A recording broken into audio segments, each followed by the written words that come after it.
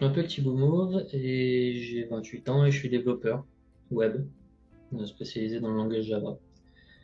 Voilà, sinon dans ma vie privée, je fais de l'escrime moderne depuis 2 ans. Je vais débuter une troisième année, mon arme c'est l'épée. Sinon, à côté de ça, j'ai eu plusieurs hobbies, dont le chant et la maroquinerie depuis 5 ans.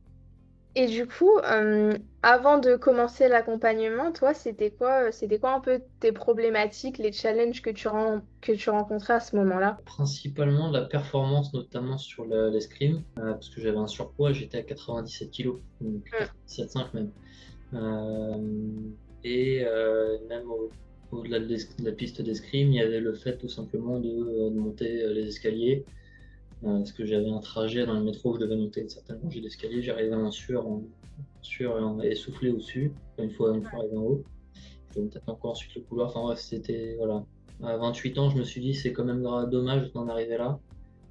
Et en fait, ça s'est instauré parce qu'il y avait une forme de confort dans ma situation à juste pas aller faire de sport et pas, entre guillemets, pas me botter le cul pour aller euh, pour peut-être améliorer un peu la situation.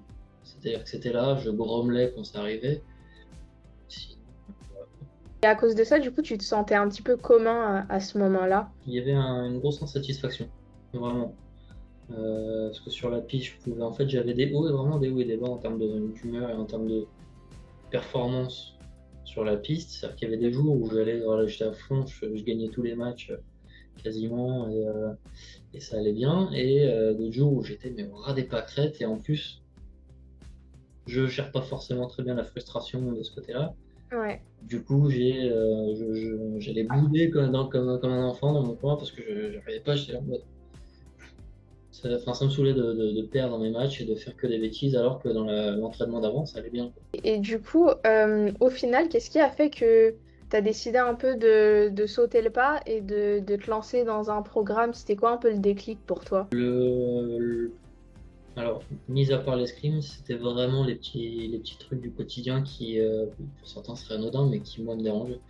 Euh, Typiquement, le fait d'avoir une certaine sudation, enfin, une transpiration plutôt un peu trop, enfin, que je qualifiais d'être trop importante, le fait de, comme je disais, monter les escaliers, être essoufflé, et puis même le fait juste d'accélérer, de marcher pour aller plus vite que les autres, parce que j'ai pas de patience, encore moins dans le métro, et arriver essoufflé à la fin, et vraiment avoir la respiration du buffle par le nez, enfin vraiment, on entend la respiration par le nez, espèce de... Enfin, Ouais. là j'ai grossi le trait, mais voilà, c'était un truc comme ça pouvait s'entendre, et ça me dérangeait. C'est juste ce truc-là, alors que je savais que quelques années avant, j'avais une bonne forme. J'étais à 85 kilos à peu près, ce qui est aujourd'hui mon objectif, et ça allait beaucoup mieux en fait, j'avais pas tous ces petits soucis-là. Donc c'était surtout toi les petites choses que tu remarquais du quotidien qui t'handicapaient aussi, en plus de l'escrime en soi où tu sentais que tu étais vachement limité aussi. Ouais, voilà, en fait, en somme, j'ai toujours été assez exigeant avec moi-même, du coup, parce que des fois, juste comme je disais, par confort et par gros fainéantise, on va pas se mentir, je me donnais pas les moyens de le faire, de corriger le problème. Et du coup, quand on a parlé sur notre premier appel, qu'est-ce qui t'a poussé un peu à rejoindre cet accompagnement où tu t'es dit que ça pourrait être bien pour toi, tes objectifs? Honnêtement, j'ai regardé ton Instagram un petit peu avant, j'ai regardé que voilà, les vidéos que tu faisais me paraissaient pertinentes, parce que c'était des choses aussi voilà, qui étaient corroborées par d'autres groupes, enfin, d'autres personnes en qui j'avais confiance, d'autres créateurs de contenu. Euh, et puis même quand tu m'as présenté le truc, voilà, j'ai eu confiance, tu m'as présenté les choses très, très simplement, de manière assez concise, et j'ai trouvé ça très, voilà, il n'a pas fallu plus en fait, et puis voilà, ce qui m'a rassuré, c'est que si tu me disais que tu avais un diplôme d'État, que tu t'étais formé aussi pour d'autres sujets, que tu avais testé aussi la méthode sur toi-même.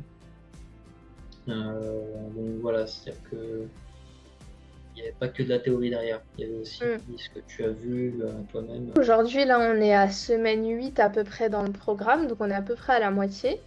Et pour toi, déjà, aujourd'hui, qu'est-ce qui a changé? Qu'est-ce que tu as remarqué comme changement? Carrément plus léger. Là, t'es à combien de kilos? Ce matin, 89,2. Ok, on partait de 97,5. Ouais, j'étais voilà, content, il y avait satisfaction d'avoir réussi quand même à ça. Donc il y a les changements physiques, le fait aussi d'être un peu moins, avec un peu moins dans le bon point, de me sentir plus léger, de sentir mes jambes plus fortes, enfin mon corps généralement de manière un peu plus fort. Euh, Là où je sentais que mon corps des fois était plus lourd, porté en fin de journée avec la fatigue, le stress, toutes ces choses, et même le trajet, parce que j'avais pour 1 heure et quart de trajet, par trajet, hein, donc ça faisait 2 heures et demie Ouais. dans les transports. Euh, bon, bah, toutes ces choses-là, si vraiment je prends la sensation qui m'avait le plus marqué aussi, c'était sur mes talons. Ok, Parce que je sentais les différences. J'ai des semelles orthopédiques et je sentais la différence de poids. Je sens aujourd'hui la différence de poids qui est sur mes talons quand je suis en position statique, debout. ouais, Là où j'avais la sensation d'écraser vraiment les semelles, là, bah, je les sens un peu plus. Je pense qu'elles respirent un peu plus. Je pourrais les garder un ok. petit peu plus longtemps avant de retourner chez mon ortho, chez mon podologue. Et puis même psychologiquement aussi, ça m'a rendu beaucoup plus résilient. Juste le fait d'une première, en premier lieu de m'être laissé porter, Ouais, d'avoir dit, voilà, de m'être dit, parce que j'avais mûri, je commençais à mûrir un peu l'idée de prendre justement un coaching parce que avant, j'essayais de faire les choses moi-même.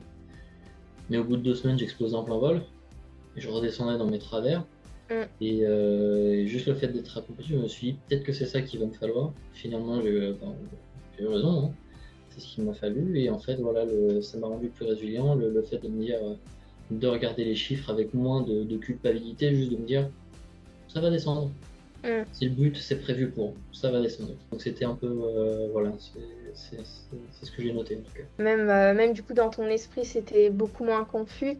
De ce que je comprends, tu savais que voilà, tu avais un cadre, tu avais juste à te remettre à moi ce que je te disais, et du coup, bah, tu savais que tu faisais confiance au processus et tu attendais simplement de voir les résultats. Exactement. Voilà, je suis mis dans une position de patience parce que c'est aussi des sujets que j'avais discuté avec d'autres professionnels de la santé plutôt, dont une personne qui m'avait dit vous avez du mal à accepter que le sport met du temps à construire le corps. Et juste ça, c'est ce qui justement m'avait fait mûrir l'idée avant de te contacter. Ouais, Et en fait, j'étais en train de me dire, ah ouais, c'est vrai. Je suis une tête de con là-dessus, c'est vrai. L'escrime, quand personne ne disait généralement que je tire, comme on dit, parce qu'on tire les armes. mm, L'escrime, pas particulièrement, mais on parle de tirer les armes. Bah, en gros, je fais ça contre des personnes qui ont 20 ans d'expérience. Et je m'étonne de perdre. Enfin, je m'agace de perdre. Alors que ouais, j'ai 2 ans d'expérience derrière, enfin voilà, il y a juste 18 ans de différence, quoi, tu vois. c'est ça. Donc c'est des trucs comme ça, en fait, juste des trucs bêtes. Vraiment l'âne complètement têtu qui veut pas comprendre. Et du coup, voilà, Qu'est-ce que tu dirais typiquement à quelqu'un là qui regarde ça et qui hésite un petit peu à se lancer dans l'accompagnement, qui a un peu des craintes? Qu'est-ce que tu aurais à dire? c'est un bon investissement, faut pas avoir peur de. Parce que je pense qu'il y a des gens qui. Alors, si on parle d'une crainte financière, cet argent ne sera pas perdu puisque c'est de l'argent on investit sur sa santé, finalement.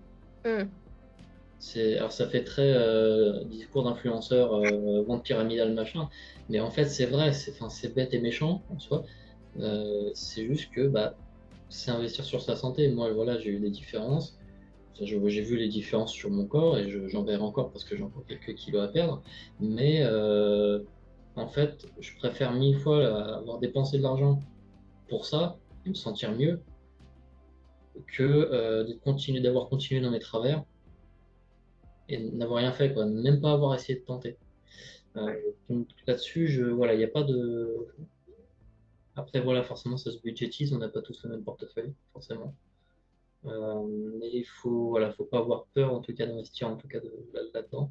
Et puis après, pour ce qui est du mindset et autres, ça se fera, en fait, il faut juste s'armer de patience. Faut pas faut pas se décourager, c'est plus facile à dire qu'à faire. Hmm, Mais il faut pas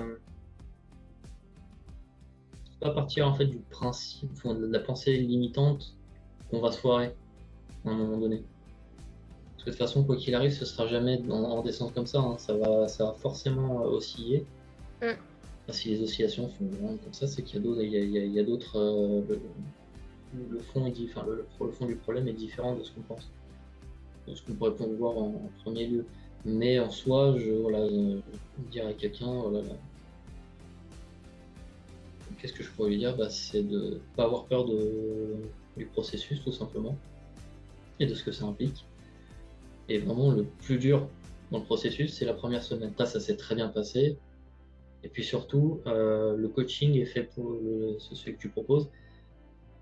C'est du rééquilibrage alimentaire, pas du régime privatif. Donc on est très loin du comme j'aime. Ouais. Ou des trucs dans ce genre-là. En fait, c'est pas je vais faire un régime où je vais perdre mon poids et puis je vais risquer de le reprendre après parce que j'aurais repris mes mauvaises habitudes. Non, c'est qu'en fait, on va réinstaurer des habitudes plus saines parce que l'idée sera de comprendre que c'est dans la portion que réside le premier facteur de changement. C'est ça. C'est ça, tu l'as bien compris. Tout est une question, il n'y a pas de mauvais aliments ou des choses comme ça, tout est une question de quantité.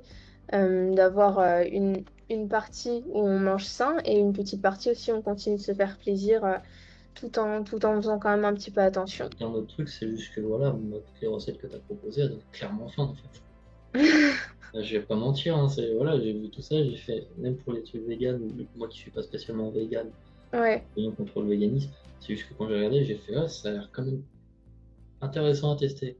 Parce que je suis un gourmand, donc voilà, c'est pas, ça m'a rendu curieux quand même. Puis même, ça fait bon.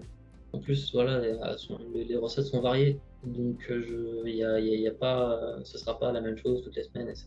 Il y a la possibilité de ne pas tourner systématiquement en boucle toutes les semaines. Et puis en plus, c'est pas les recettes spécifiquement. Comme tu le dis, voilà, tu proposes. Et en fait, petit à petit, c'est comme ça que j'ai compris que c'était la portion qui faisait comme disait un chanteur que je n'aime pas beaucoup, mais pour le coup, il avait raison. C'est Maître Gims, il disait le diable est dans la dose. C'est vrai. On te lui posait la question, est-ce que le Nutella c'est vraiment mauvais pour la santé? Le diable est dans la dose. En fait, oui, si on en mange trop, ça va pas. Si on en mange un petit peu de temps en temps, Mm. ok. Puis après, à côté, il y a le sport aussi qui vient aussi aider le corps à s'adapter petit à petit. C'est ça.